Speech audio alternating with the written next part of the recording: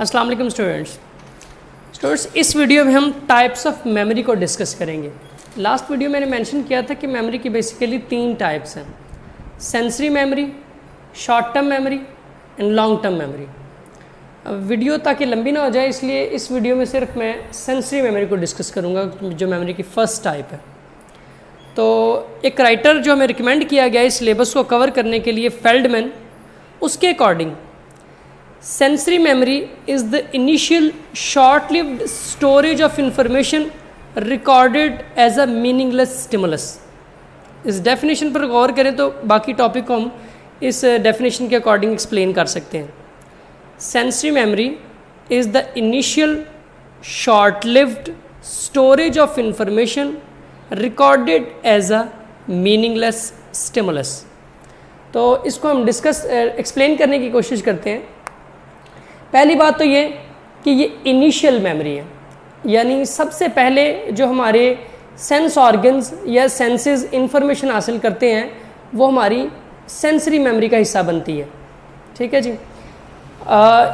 ये information short lived होती है, यानी बड़ी ब्रीफ मोमेंट के लिए होती है, 1-2 सेकंड के लिए सिर्फ। तो ये इनिशियल है, शॉर्ट लिव्ड है, और क्योंकि सेंसेस को सबसे पहले इंफॉर्मेशन मिलती है, दैट मीन्स कि हर सेंस की अपनी अपनी सेंसरी मेमोरी होती है। जो विजुअल सिस्टम है उसकी जो सेंसरी मेमोरी है उसको आइकॉनिक सेंसरी मेमोरी कहते हैं। जो हमारा ऑडिटरी सिस्टम है, यानी क़ुव्वत समात या सुनने के हिस्स हैं, उसकी सेंसरी मेमोरी को आइकॉनिक सेंसरी मेमोरी कहते हैं। इसी तरह ही हर जो सेंस है उससे रेलेवेंट सेंसरी मेमोरी होती है। जो इसकी टर्म्स हैं जैसे आइकॉनिक एंड इकोइक। आइकॉन जैसे आप कंप्यूटर में यूज़ करते हैं आइकॉन, किसी भी चीज़ की जो विजुअल या पिक्टोरल फॉर्म में रिप्रेजेंटेशन जो होती है, तस्वीरी शक्ल में जब किसी चीज़ को ज़ाहिर किया जाता है। मिसाल के तौर पे आपके कंप्यूटर में लिखा होता है माई कंप्यूटर, उसके ऊपर कंप्यूटर की फ़ोटो बनी होती है, तो उसकी जो पिक्टोरल रिप्रेजेंटेशन है उसे आइकॉन कहते हैं। इस वजह से विजुअल सिस्टम की जो सेंसरी मेमोरी है उसे आइकॉनिक सेंसरी मेमोरी कहते हैं। इसी तरह इकोइक वर्ड इको से निकला है। इको हम गूंज को कहते हैं, जब आवाज़ कहीं से टकरा कर बार बार हमें सुनाई देती है। तो बेसिकली जब हमारे सेंसेस में एक 2 सेकंड के लिए कोई आवाज़ रुक जाती है, आवाज़ सुनाई देने के बाद सिर्फ 1-2 सेकंड के लिए हमें उसका एहसास बाकी रहता है, तो उसे हम इको या इकोइक सेंसरी मेमोरी कहते हैं। ठीक है जी। तो दूसरा पॉइंट तो ये हो गया कि ये शॉर्ट लिव्ड सेंसरी मेमोरी होती है जो सिर्फ 1-2 सेकंड के लिए होती है।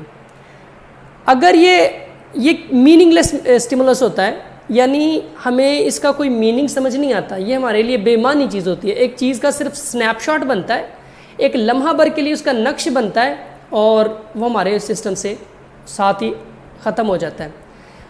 अगर ये sensory memory short term memory का हिस्सा ना बने तो ये सेंसरी मेमोरी 1-2 सेकंड के बाद ख़त्म हो जाती है। वो इन्फॉर्मेशन जो हमें याद रहती है या समझ आ जाती है वो बेसिकली शॉर्ट टर्म मेमोरी का हिस्सा बन जाती है, जो कि इससे अगली टाइप है जो 15 से 25 सेकंड तक के लिए रहती है। इसलिए जो इन्फॉर्मेशन सेंसरी मेमोरी में होगी वो मोस्टली मीनिंगलेस होगी, उसका हमें कोई मतलब समझ नहीं आएगा, सिर्फ एक चीज़ का नक्श बनेगा आर्जी तौर पर और साथ ही वो मिट भी जाएगा। मसलन एक परिंदा है, वो उड़ता जा रहा है किसी जगह से, तो नीचे से जो चीज़ें नज़र आती जा रही हैं, तो सब चीज़ों का एक दफ़ा नक्श ज़रूर उसकी आंखों में या उसके जो भी इसकी सेंसेस को इस्तेमाल कर रहा है उसमें वो बनेगा, लेकिन साथ के साथ गायब भी होता जाएगा। अनटिल अनलेस के ये शॉर्ट टर्म मेमोरी का हिस्सा ना बने, वो साथ ही इन्फॉर्मेशन जो है हमारे सिस्टम से ख़त्म होती जाती है। इसके अलावा शॉर्ट टर्म सेंसरी मेमोरी की हम बात कर रहे हैं, तो सेंसरी मेमोरी इसकी कैपेसिटी बहुत लार्ज है। अगर इसकी कैपेसिटी की बात की जाए कि इस मेमोरी में हम कितनी आइटम्स को या कितने मटेरियल को रख सकते हैं, तो 1-2 सेकंड के लिए तो आप चाहे 1 लाख चीज़ों को इकट्ठा देख के साथ ही वो सिस्टम से आउट हो जाए। बर्डन तो बनेगा तब जब हमें इसे ज़्यादा देर तक रखना पड़ेगा, ये तो होती 1-2 सेकंड के लिए। मसलन आइकॉनिक मेमोरी तो एक लेस देन सेकंड भी इसको कहा जाता है कि आइकॉनिक मेमोरी जो आइज़ में हमारी या विजुअल सिस्टम में जो एक इमेज क्रिएट होता है वो सिर्फ 1-2 सेकंड के लिए बनता है, जबकि इकोइक सेंसरी मेमोरी 3 से 4 सेकंड तक भी रह सकती है। तो इससे ये पता चलता है कि शॉर्ट लिव्ड है, लेकिन इतने ब्रीफ टाइम के लिए हम इसकी कैपेसिटी बहुत ज़्यादा है, बहुत ज़्यादा चीज़ों को हम 1-2 सेकंड के लिए इस सिस्टम में लाकर और साथ ही ख़त्म भी कर सकते हैं। मिसाल के तौर पर इसकी ज़रूरत हमें तब पड़ती है जब हम किसी चीज़ को सर्च कर रहे हैं, तो हमारे सामने एक पूरा एक पायल अप चीज़ें हुई होती हैं, उनमें से हमने एक आध चीज़ अपने काम की ढूंढनी होती है, तो उन सारी चीज़ें हमारे एक दफ़ा सिस्टम में आती हैं, लेकिन हम ज़्यादा फोकस अपनी इंटरेस्ट की जो आइटम है उस पर करते हैं। ठीक है जी। तो इस तरह वो इन सब चीज़ों का हमारे सिस्टम में एक दफ़ा आना ज़रूरी है ताकि उसमें से हम अपने काम की चीज़ को आइडेंटिफाई कर सकें। तो वो जिस चीज़ को हमने आइडेंटिफाई कर लिया है उसको बेसिकली हम अपनी शॉर्ट टर्म मेमोरी में भेज देते हैं। उसके बाद अगर मज़ीद उस पर फोकस करें, रिहर्सल करें, तो वो लॉन्ग टर्म मेमोरी का हिस्सा भी बन जाएगी। लेकिन इनिशियली जब हम किसी चीज़ पर फोकस करते हैं तो वो हमारी शॉर्ट टर्म मेमोरी का हिस्सा बन जाती है, वरना वो हमेशा के लिए it will be lost for good, हमेशा के लिए वो ख़त्म हो जाएगी हमारे सिस्टम से। ठीक है जी। और इसके अलावा इसकी क्योंकि ये ब्रीफ होती है लेकिन इसकी एक्यूरेसी बहुत हाई होती है। जब हम सेंसरी मेमोरी को यूज़ करते हैं तो जो इन्फॉर्मेशन हम इसमें लाते हैं तो हमारे सिस्टम में उसकी एग्जैक्ट रेप्लिका बनती है, एग्जैक्ट फोटोकॉपी बनती है, ऑलमोस्ट स्नैपशॉट बनता है।